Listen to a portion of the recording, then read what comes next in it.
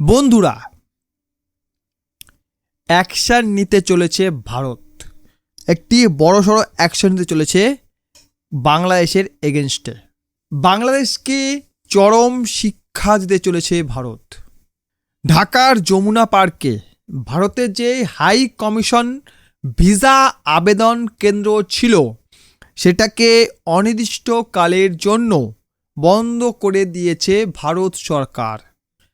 বাংলাদেশে অবস্থিত ভারতের রাষ্ট্রদূত প্রণয় ভার্মাকে কিছুদিন আগেই ভারত সরকার ডেকে পাঠিয়েছে। তার কিছুদিন আগে অর্থাৎ প্রণয় ভার্মাকে ডেকে আনার কিছুদিন আগে বাংলাদেশে নুনুবেলের সরকার এই প্রণয় ভার্মাকে ডেকে পাঠিয়েছিলেন। কেন? উনি মানে বাংলাদেশ গভর্নমেন্ট এই প্রণয় ভার্মার কাছে জানতে চেয়েছিল ভারত হাসিনাকে ফেরত দিচ্ছে না কেন। হাসিনাকে ভারত কিসের অধিকারে আটকে রেখেছে, কোন অধিকারে আটকে রেখেছে, এই নিয়ে প্রণয় ভার্মাকে অনেকে শুনিয়েছে বাংলাদেশ গভর্নমেন্ট। এছাড়াও হাসনাত আবদুল্লাহ, এর নাকে তো সকলে চেনেন। এর আগের ভিডিও, তার আগের ভিডিও আমি প্রায় কম বেশি প্রতি ভিডিওতে এনাকে দেখাই। ইনি হচ্ছেন একজন ছাত্র নেতা যিনি বারবার ভারতের মূল ভূখণ্ড থেকে ভারতের 7 সিস্টার বা 7টি অঙ্গরাজ্যকে আলাদা করার হুমকি দিয়ে চলেছেন। উনি ভারতের এই 7 সিস্টারকে ভারত থেকে আলাদা করে দেবেন। একা না পারলে ভারতের যারা শত্রু, যে সকল গোষ্ঠী রয়েছে যারা ভারতের বিরুদ্ধে ষড়যন্ত্র করছে, তাদেরকে বাংলাদেশ আশ্রয় দেবে এবং এই ভারতের 7 সিস্টারকে আলাদা করে দেবে। বর্তমানে বাংলাদেশের ইনফ্লেশন প্রায় 10%, জিডিপি গ্রোথ রেট 3.5%।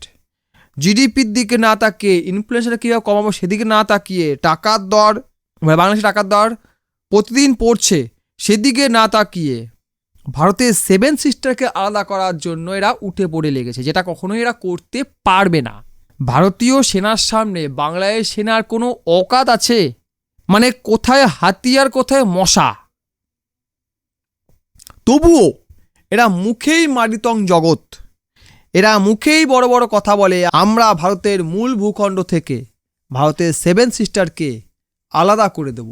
এই হাসনাত আবদুল্লাহ এত বড় বড় কথা বলছে, ভারতের বিরুদ্ধে উস্কানিমূলক কথা বলছে, ভারতকে টুকরো করার কথা বলছে, তবুও বাংলাদেশের সরকার, অস্থায়ী সরকার, একটি কেয়ারটেকার গভর্নমেন্ট যারা 2 বছর অবধি বাংলাদেশ টিকে রয়েছে, তারা কোনোরূপ ব্যবস্থা নেয়নি।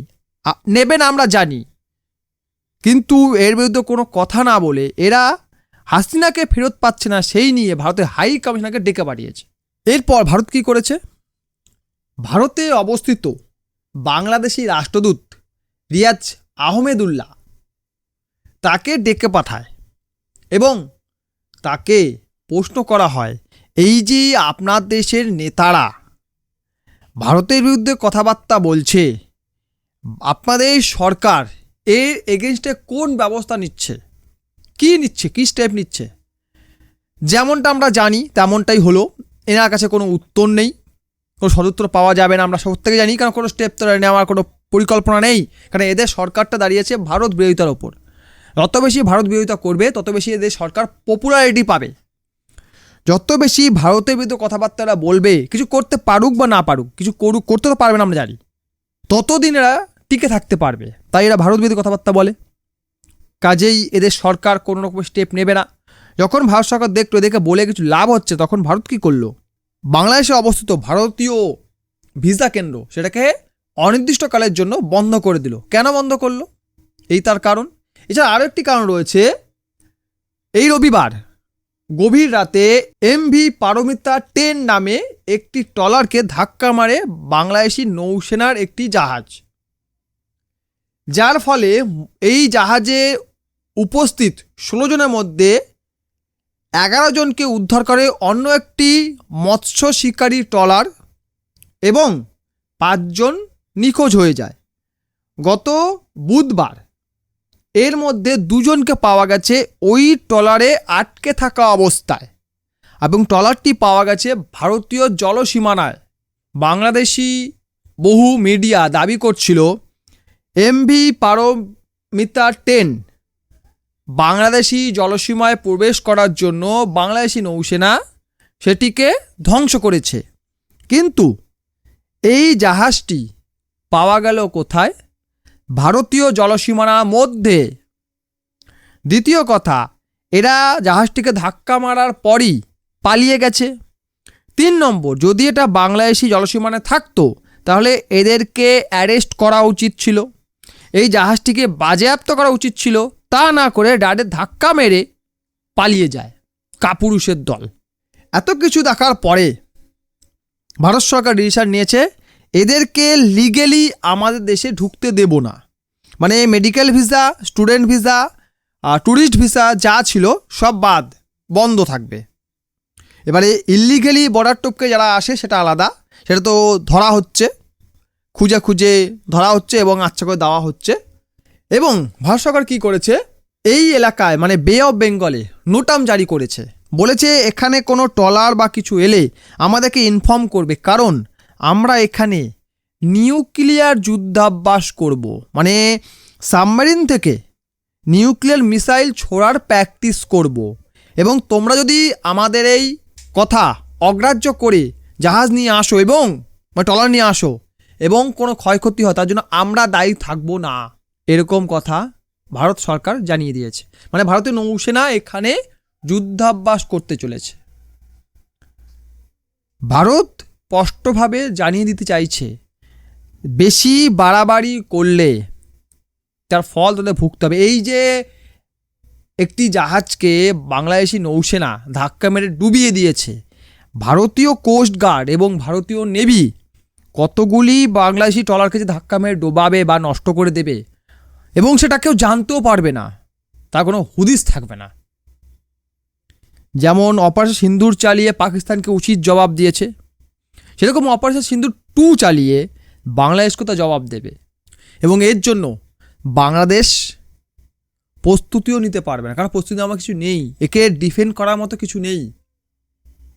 কীভাবে ডিফেন্ড করবে? তাদের কাছে না আছে যুদ্ধজাহাজ, না আছে আধুনিক সমরাস্ত্র, না আছে ট্রেন সৈনিক।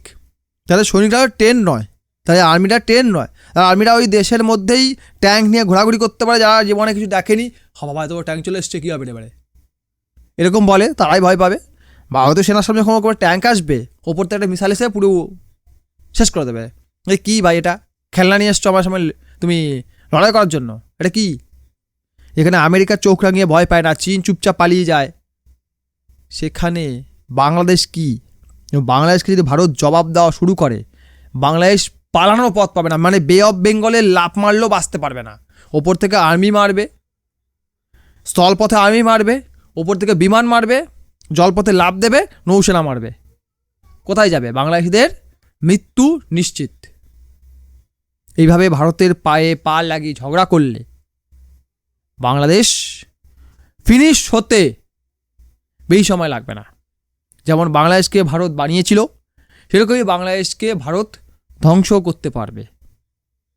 ওখানে পাকিস্তানি বীজ একটু বেশি ঢুকে গেছে, ওই বীজগুলোকে না বার করলে ও আবার বড় গাছ হয়ে গিয়ে আবার বীজ বানাবে। এই যে ওগুলোকে ধ্বংস করা প্রয়োজন।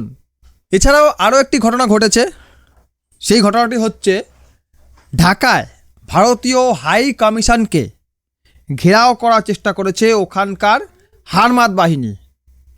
এই হারমাদ বাহিনী হাত থেকে ভারতীয় দূতাবাসকে রক্ষা করার জন্য ভারত সরকার ওখানকার সরকারকে বলেছে, ভাই দেখ কি হচ্ছে, আমাদের লোককে যদি কিছু হয় তোদের কিন্তু অবস্থা খারাপ করে দেবো, কারণ ওদেরকে তো ভালোভাবে বললে হবে না।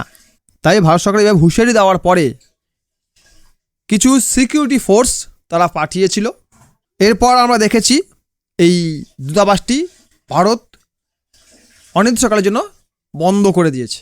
এখন দেখা যাক আগামী দিনে কি ঘটে। বাংলাদেশ সম্বন্ধে আরও আপডেট পেতে চ্যানেলটিকে সাবস্ক্রাইব করুন, পাশের বেল আইকন প্রেস করুন এবং আপনার মতামত কমেন্ট বক্সে অবশ্যই জানিয়ে যান। ভিডিও লাইক করবেন, কমেন্ট করবেন, শেয়ার করবেন, চ্যানেলটা সাবস্ক্রাইব করবেন। ভিডিও দেখার জন্য অসংখ্য ধন্যবাদ।